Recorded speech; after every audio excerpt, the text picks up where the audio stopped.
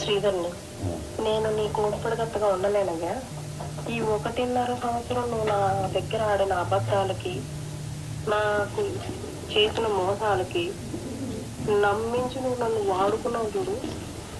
5 సార్లు కొడుకు వచ్చి పోయింది చూడు. దానికి 25 కోట్లు కావాలనేసి నేను అడిగా. దీని ఫుల్ అది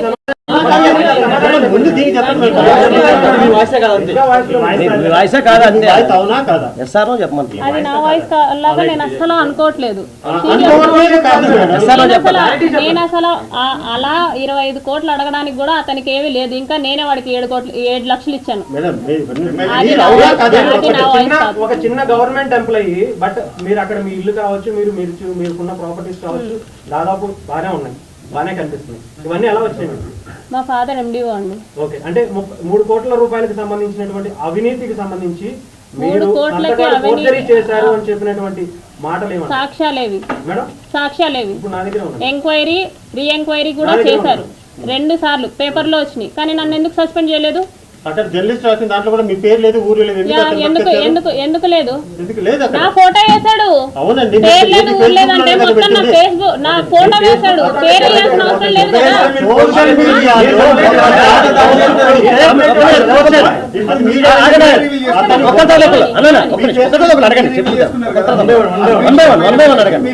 అప్పుడు ఎవరు కంప్లైంట్ ఇచ్చారనండి? అతను రివీల్ చేశాడు నా ఫేస్. అతను ఎవరు కంప్లైంట్ ఇచ్చాడు? నేను కంప్లైంట్ ఇచ్చానా? శ్రీధర్ కంప్లైంట్ ఇచ్చాడా? నా హస్బెండ్ కంప్లైంట్ ఇచ్చాడా? నాకు ఈ సమస్య ఉంది, నువ్వు పేపర్కి వేయాలి అర్జెంట్ గా అని చెప్పేసి నా హస్బెండ్ కంప్లైంట్ ఇచ్చాడా? నేను కంప్లైంట్ ఇచ్చానా? లేకపోతే శ్రీధర్ కంప్లైంట్ ఇచ్చాడా? ఎవరు ఏ వీడియో వేయమన్నారు? ఎవరు పేపర్ లో వేయమన్నారు జర్నలిస్ట్ ని? మరి అతను సూసైడ్ అటెంప్ట్ చేసుకున్నాడు. అతను వేసినందుకు నేను సూసైడ్ అటెంప్ట్ చేసుకుంటే అతను సూసైడ్ అటెంప్ట్ చేశాను అనేసి అన్నాడు. అతను వేసిన దానికి నేను సూసైడ్ అటెంప్ట్ చేసుకుంటే మీరు ఇలాగే మాట్లాడతారా? అంటున్నాను. నాకు అర్థం కావట్లేదు ఆయన అడిగే మాట. ఆయన వేసినందుకు నేను సూసైడ్ చేసుకుంటే నువ్వు ఇలాగే మాట్లాడతావా? ఆయన వేసినందుకు నేను సూసైడ్ చేసుకుంటే, అతను వేసినందుకు నేను సూసైడ్ చేసుకుంటే నువ్వు ఇలాగే మాట్లాడగలిగేవాడు. నా పర్మిషన్ లేకుండా నా లైఫ్ లో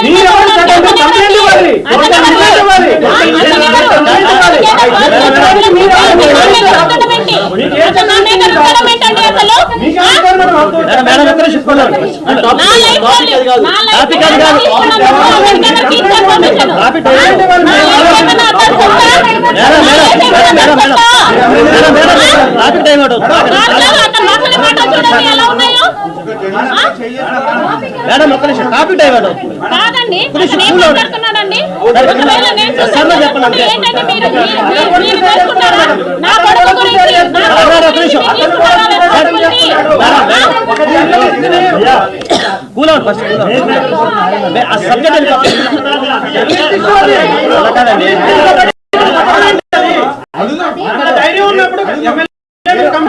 ఊరికి, మా ఊరు నుంచి 12 కిలోమీటర్స్ దూరం ముక్కవారిపల్లికి సార్తో మాట్లాడడానికి వెళ్ళాను అనమాట. అంటే ఇతన్ని ఎమ్మెల్యేగా నిలబెట్టిన అతను ముక్క రూపానందరెడ్డి అనేసి ఉన్నారు. ఆయన్ని కలవడానికి వెళ్ళాను. ఇతన్ని కలిసి ఏంటి అనేసి అడగడానికి వెళ్ళాను. వాళ్ళెవ్వరూ నాతో మాట్లాడడానికి రెడీగా లేరు. ఈవెన్ వాళ్ళందరికీ ఎప్పటి నుంచో ఈ విషయం తెలుసు. నేనే 1.5 ఇయర్ నుంచి కన్వే చేస్తున్నా ఏంటని. వాళ్ళ పేరెంట్స్కి కానీ, ముక్క రూపానందరెడ్డికి కానీ, వాళ్ళ వైఫ్ కానీ అందరికీ నేను చెప్పుకుంటూ వస్తున్నాను. పోలీస్ కంప్లైంట్ ఫస్టే ఇవ్వచ్చు, కాకపోతే ఇప్పటికీ నా కంప్లైంట్ తీసుకోలేదు ఎస్పీ ఆఫీస్లో తిరుపతిలో. ఇంత జరిగిన తర్వాత కూడా నేను ఎస్పీ ఆఫీస్కి వెళ్తే అక్కడ ముందే ఇన్ఫర్మేషన్ ఉందంట, ఈ అమ్మాయి కంప్లైంట్ తీసుకోకండి అనేసి. ఇక్కడ కోడూరులో పోలీస్ స్టేషన్కి వెళ్తే వాళ్ళమ్మ నా మీదే ఎఫ్ఐఆర్ ఫైల్ చేసిందంట. నేనేదో బ్లాక్మెయిల్ చేస్తున్నాను అతన్ని అనేసి. ప్రూఫ్స్ లేవు. వాళ్ళ సేఫ్ సైడ్ వాళ్ళు చూసుకుంటున్నారు. నన్ను మీట్ అవ్వడానికి ఎవ్వరూ రెడీగా లేరు. ఎన్నోసార్లు వెళ్ళా.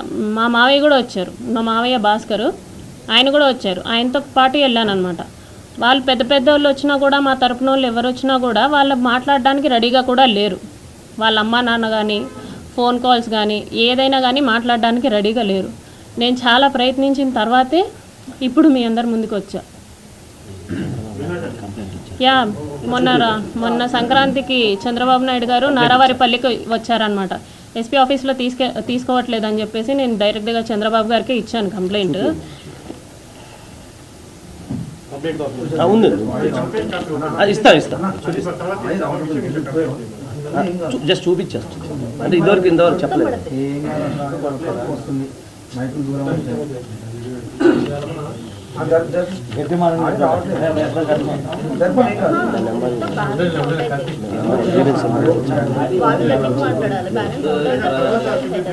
అయిపోయింది జస్ట్ 2 minutes.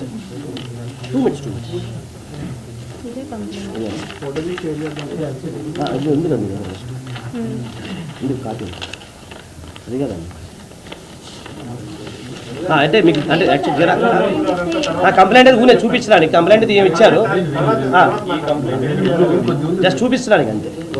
ఓకే, ఏమన్నారని చెప్పండి. గ్రీవెన్స్ నెంబర్ ఇచ్చారండి నాకు అంతే. నెంబర్ చెప్పండి, ఎంత మీ దగ్గర గ్రీవెన్స్ నెంబర్ కూడా చెప్పండి.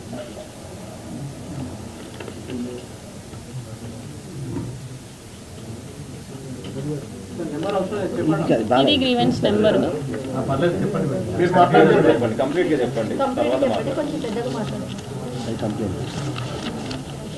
కంప్లైంట్ తాలూకు గ్రీవెన్స్ కంప్లైంట్ ఇచ్చారు చంద్రబాబు గారికి, ఏం చెప్పారు? ఆయన అర్జీలు తీసుకుంటారండి. ఆయన అప్పుడు అర్జీలు తీసుకుంటారు ప్రజల దగ్గర నుంచి. నేను బ్రీఫ్గా ఎక్స్ప్లెయిన్ చేశాను. సో దట్ ఎమ్మెల్యే విషయం అయితే నన్ను పిలిపించైనా మాట్లాడతారు అన్న ఎక్స్పెక్టేషన్స్తో నేను వెళ్ళాను అనమాట. కాకపోతే ఆయన ఏంటంటే అంతమంది ప్రజల్లో జస్ట్ అందరి నుంచి తీసుకునేలాగా అర్జీలు తీసుకొని కలెక్టర్ ఆఫీస్కి చేరవేస్తే నాకు కలెక్టర్ ఆఫీస్ నుంచి గ్రీవెన్స్ నెంబర్ వచ్చింది. మీకు ఎమ్మెల్యే గెలిచిన తర్వాత ఎమ్మెల్యేలకు మెసేజ్ పెట్టే అలవాట? మా ఎమ్మెల్యే కాబట్టి నేను పెట్టానండి. మా ఎందుకంటే నేను జాయిన్ అవ్వక ముందే అతను ఎమ్మెల్యే అయిపోయాడు కాబట్టి, మా ఇంతకు ముందు ఎమ్మెల్యే కొరముట్ల శ్రీనివాస్ గారు. మీ హస్బెండ్ కి మీకు ఎన్ని రోజులు అయిందండి? అంటే ఎన్ని రోజుల నుంచి మీరు విడిగా ఉంటున్నారు? మాకు పెళ్ళయి 5 years అవుతుందండి. మేము విడిగా ఉంటూ 3 years అవుతుంది. 3 years అవుతుంది. మరి 3 years నుంచి విడిపోయిన తర్వాత మళ్ళీ మీ గురించి కాల్ చేసి చెప్పారా తను పట్టించుకో మాకు అవసరం లేదు అని చెప్పి? విడిపోయి ఉన్నాం కానీ డివోర్స్ అవ్వలేదు కదండి, కాబట్టి కాల్ చేశారన్నమాట. పవన్ కళ్యాణ్ గారిని కలవడానికి కూడా ట్రై చేశాను నేను. త్రూ తాళ్ళూరి రామ్ అని చెప్పేసి OSD ఉన్నారు, ఆయనకి నేను మెసేజ్ చేశాను. ఆయన కూడా వాట్ ఈస్ ద ఇష్యూ అని చెప్పేసి రెస్పాండ్ అయ్యారనమాట.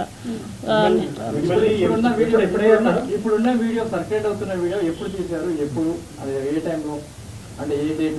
అతను నన్ను బెదిరిస్తున్నప్పుడు తీశానండి. టైం పీరియడ్ అంటే అందులో మీరు భయపడుతున్నట్టు కానీ బలం చేసినట్టు అతన్ని ఇంకా రెచ్చగొట్టే విధంగానే ఉంది ఆ వీడియో. ఎలా ఉందండి రెచ్చగొట్టే విధంగా? అతను కోఆపరేట్ చేస్తున్నట్టుగా వీడియోలో. ఇక్కడ ఆ వీడియో వీడియో వేరే వీడియోలు కూడా ఉన్నాయి సార్. అవి